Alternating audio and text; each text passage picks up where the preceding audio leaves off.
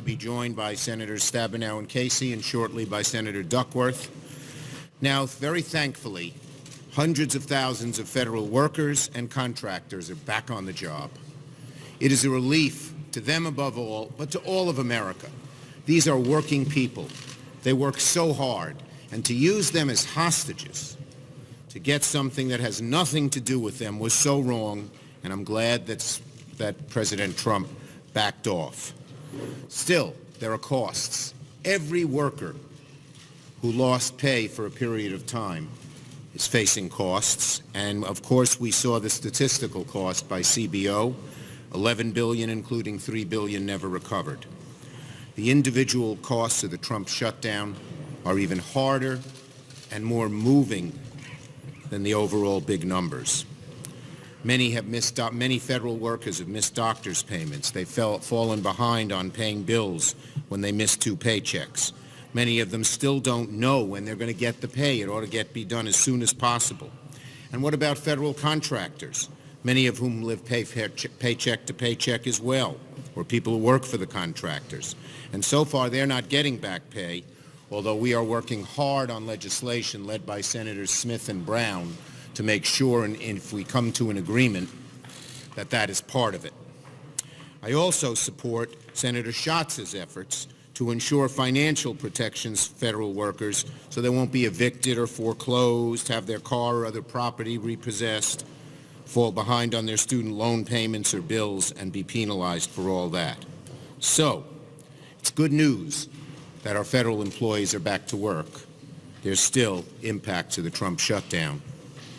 I hope this serves as a lesson to President Trump and all of my Republican colleagues. No more shutdown.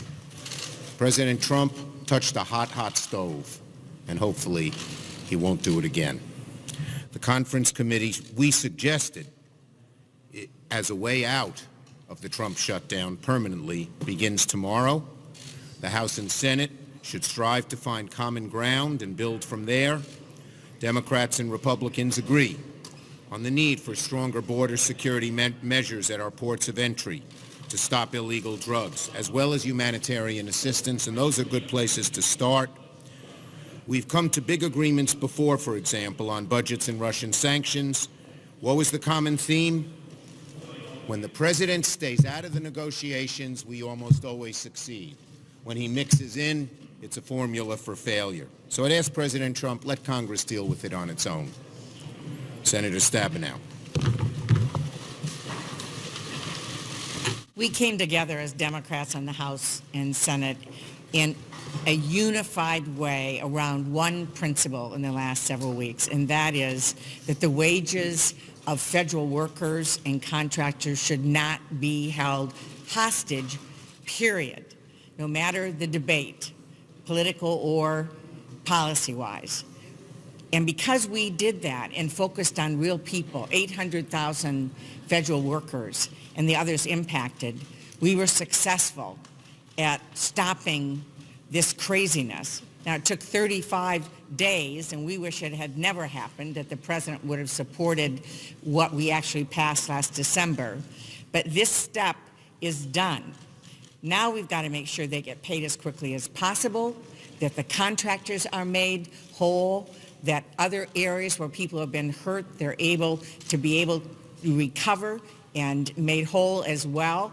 And frankly, I call on the president to stop this freeze on federal pay and give federal workers the cost of living increase that they are deserving of receiving as well.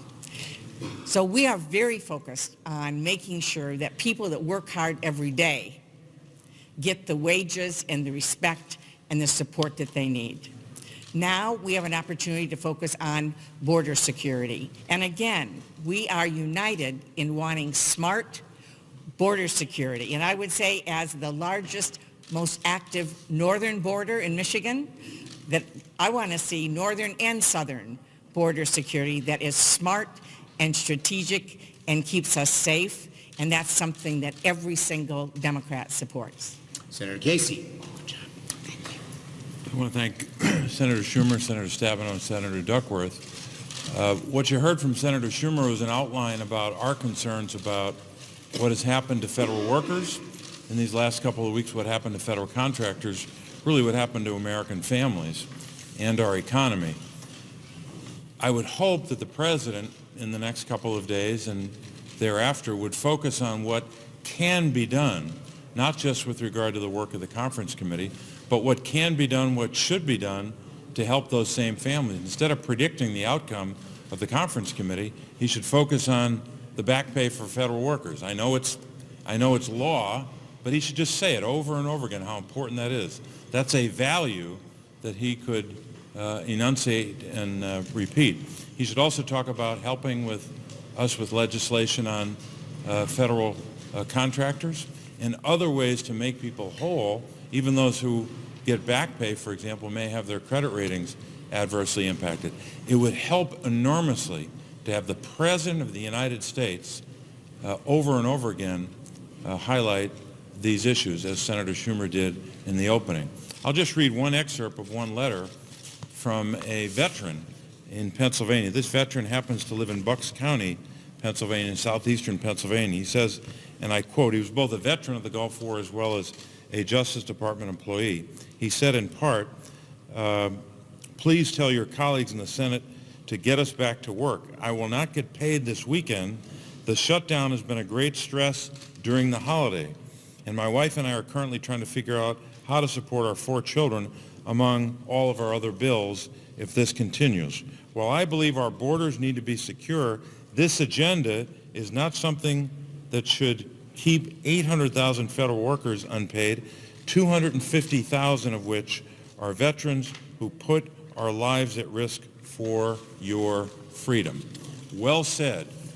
This is the person, or the emblematic person the President should be focused on. That individual who has given so much to his or her country, that should be his focus, not predicting the outcome of a conference committee, not trying to win the news cycle. Focus on the people to never shut down the government again. Senator Duckworth.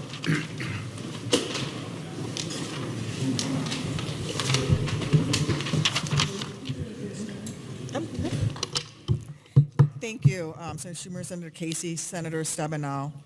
$11 billion lost, $3 billion of which our country will never see again. Thinking about the shutdown's real-life, day-to-day consequences in these terms is almost impossible. Billions is too big a number. It doesn't tell you the story, the heartbreak that too many people across this country felt these past 5 weeks, that federal contractors are still feeling as they get robbed of the back pay that they deserve. Billions doesn't tell you the effect of every paycheck, every dollar makes for some of these families. Too many families have had to line up for blocks to get canned food from food banks over the past month. Too many families have fallen behind on their mortgages and worried about paying the next medical bill. Look, that $3 billion could have gone to paying for kids' education or for veterans' health care. I know of families that lost their child's place in daycare because they couldn't come up with the payment during that time period.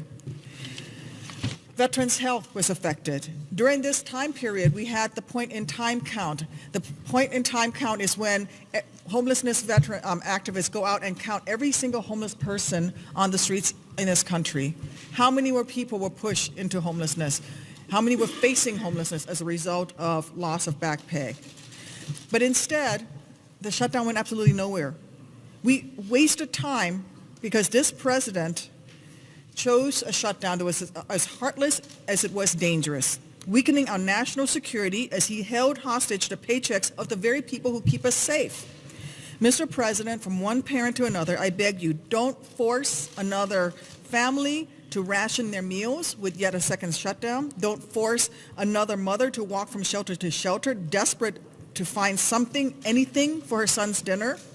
And bring back just a little bit of economic security to some of the families that have suffered because of the pointless shutdown. Give them that peace of mind. Stop threatening to shut down government again just to gain points with your base. We are better than that. And please, give the contractors back pay before even one more child is forced to know what it feels like to go to bed hungry or wake up without heat in the dead of winter. Thank you. Well done. I thank my colleagues. Casey. Have you asked Stacey Abrams to deliver the Democratic response, and has she accepted it to the State of the Union? Well, Speaker Pelosi and I are going to issue an official statement shortly, but yes, 3 weeks ago I called Stacey Abrams and asked her to deliver the response to the State of the Union. I was very delighted when she agreed, and she is just a great spokesperson. She's an incredible leader. She has led the charge for voting rights, which is at the root of just about everything else, and she really has, if you look at her background, she knows what working people, middle-class people go through. So, yes, I'm very excited that she's agreed to be the respondent to the President in the State of the Union. Sure. We asked Senator McConnell a few moments ago what the scope he thought should be for the conference committee. We floated debt ceiling, immigration reform, DACA. Are you open to all of those parameters? Well, look, I'm not going to get into the negotiations that are private. I hope we can come to an agreement. As Tammy Duckworth so eloquently said, I hope the President does not try to use working people as hostages. If this man cares so much about working people, why did he cause them so much hardship for nothing? And I hope we can come to an agreement. There's been a lot of skepticism between rank-and-file lawmakers and aides about the prospects for this conference committee. How optimistic are you that something could actually get done? I'm very hopeful. I think that a good number of our Republican colleagues don't want to shut down the government. We'll have to see if they're willing to break from the President or if the President moves off his hard and fast position. But we Democrats want to negotiate in good faith and come to an agreement so that the shutdown ends, and then we'd look at other legislation so that we wouldn't have future shutdowns. Way in the back. Lindsey Graham has been proposing taking care of the debt limit. Are you worried that that could be another even bigger shutdown? Well, that'll be, Is that something you'd like the debt ceiling, no more hostages to say, open up the government or I'll do this, or this. And so, no, I think that's not a good idea. We ought to be negotiating to get an agreement, not add added elements into it. Yes. And then you, and that's it. Could split a Democratic ticket against President Trump and help President Trump get reelected? I have not commented on the presidential race, and I'm going to keep it that way. Senator Schumer, thanks. Who was that? Yeah, it was me, thanks. The White House has tried repeatedly to peel Democrats in support of the wall. You've, for the most part, been able to hold your caucus together. I mean, how sustainable is that really going forward? Our caucus is united and strong because we believe that there shouldn't be hostage-taking. We believe that there ought to be an agreement. We believe in border security. We believe in dealings with the ports of entry. But if anything, our unity is stronger today than it was last week when we got all but one vote. Thank you, everybody.